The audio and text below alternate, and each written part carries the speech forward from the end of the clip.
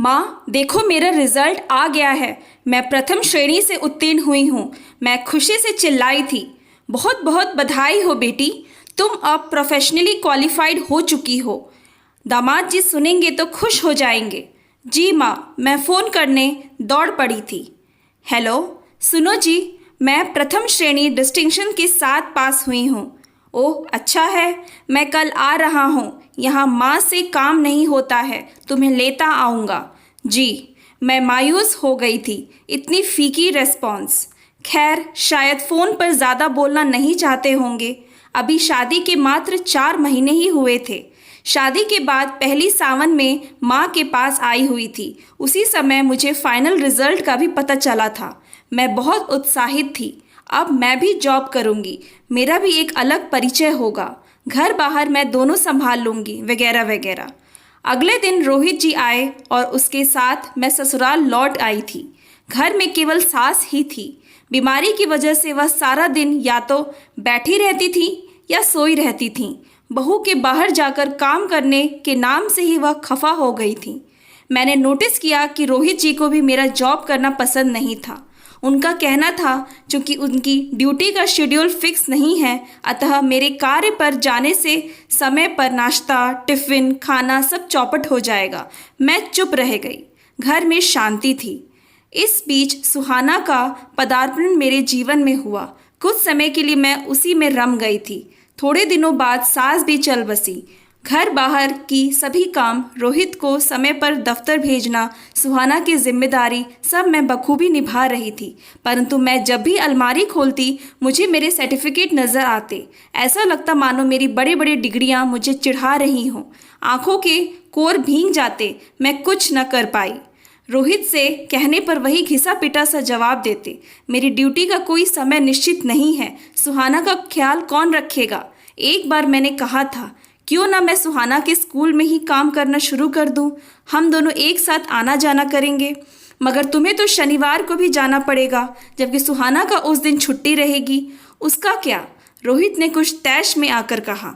एक दिन आप ध्यान रख लेना, उस दिन तो आपका भी ऑफ रहता है। मैंने भी कुछ जोर से कहा था। पागल हो, छुट्टी के दिन भी काम मुझसे नहीं होगा। सुहाना कुछ बड़ी होगी तो जॉब कर लेना। तुमने किसी अनपढ़ से शादी कर ली होती, मैंने जोर से चिल्लाकर कहा।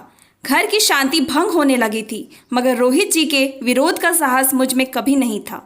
माँ ने भी समझाया, बेकार ये जॉब वॉब का चक्कर छोड़, अपना परिवार ठीक से देख, बेटी की परवरिश सही से कर और खबरदार दामाद जी के विरुद्ध मत जा। मैंने माँ की बातों की गांठ बांध ली। घर में शांति रहने लगी। रोहित जी को केवल ऑफिस में ही मन लगता। सुहाना किस कक्षा में पढ़ती है ये भी उन्हें पता न था। कभी टोकते पर कहते, इतनी ऊंचाई तक पहुंचने के लिए कितनी मेहनत की आवश्यकता होती है, इसे तुम घर बैठे बैठे नहीं समझोगी। मैं चकित होकर उन्हें देखते रह जाती। अलमारी खोलकर अपने प्लास्टिक कवर में बंद सर्टिफिकेट को सहलाती और मन ही मन सोचती, मैं तेरे कुछ काम न आ पाई। समय बीतते देर नहीं लगती। सुहाना अच्छे नंबरों से पास कर गई और आगे की पढ़ाई के लिए बाहर चली गई। कुछ ही दिनों में नाते रिश्तेदारों ने कहना शुरू कर दिया, सारा दिन करती क्या हो, घर में मन कैसे लगता है। एक दिन भाई का फ़ोन आया, तुमने तो जीवन भर कुछ नहीं किया, अपनी बड़ी बड़ी डिग्रियां बर्बाद कर दी। मैंने तुम्हारी भाभी को एक स्कूल में ज्वाइन करवा दिया है। एक दिन रोहित जी ने कहा, कुछ कोशिश क्यों नहीं करती, घर में बैठे बैठे कुएं की मेंढक हो गई हो। अब इतने वर्षों के बाद फिर मैं जॉब के लिए कोशिश करूं, क्या इस उम्र में मुझे जॉब मिलेगा। मन में अनेक प्रकार के प्रश्न थे। मैंने ऑनलाइन फॉर्म भरा और साहस कर अपने सर्टिफिकेट लेकर एक कंपनी पहुंच गई। जाकर देखा इंटरव्यू के लिए लंबी लाइन है। अधिकतर कम उम्र के फ्रेशर थे। इंटरव्यू कक्ष में मुझसे पूछा गया, इससे पहले आपने कहाँ काम किया है। जी, पारिवारिक परिस्थितियों के कारण मैंने पहले कहीं काम नहीं किया है। जवाब देते हुए मुझ में कुछ हीन भावना आ गई थी। तो इतने वर्षों तक आप घर में थीं। एक फ्रेशर के रूप में आपकी उम्र अधिक है एवं आपके पास कोई अनुभव नहीं है, अतः हम आपको हायर नहीं कर सकते। मैं घर लौट आई। अब परिस्थिति बदल चुकी थी। अनुभव के अभाव में मेरी डिग्रियों का मोल घट गया था। कुछ और जगह मैंने कोशिश की पर नाकामयाब रही। अंत में एक जगह और सही सोचते हुए मैं एक कंपनी जा पहुंची, जहां भी फ्रेशर भी भीड़ अधिक थी। यहाँ हमें कहा गया था कि एक लिखित परीक्षा होगी जिसके आधार पर नियुक्ति होगी। लिखित परीक्षा का फॉर्म भरते हुए मैंने सोचा कि ये मेरा अंतिम प्रयास होगा। लिखित परीक्षा के प्रश्नों का उत्तर मैं अपने सामान्य ज्ञान के आधार पर दिया। रिजल्ट 4 घंटे बाद निकलनी थी। मैं रिजल्ट के इंतज़ार में बैठी रही। मुझे पास होने की कुछ खास उम्मीद नहीं थी, मगर जब रिजल्ट आया तो तीसरा नाम मेरा ही था। मैंने अपने आप को बधाई दी और रोहित जी को फ़ोन कर यह खुशी की खबर सुना दी, मगर पता नहीं क्यों मुझे उतनी खुशी नहीं थी। शायद मुझ में उत्साह की कमी थी।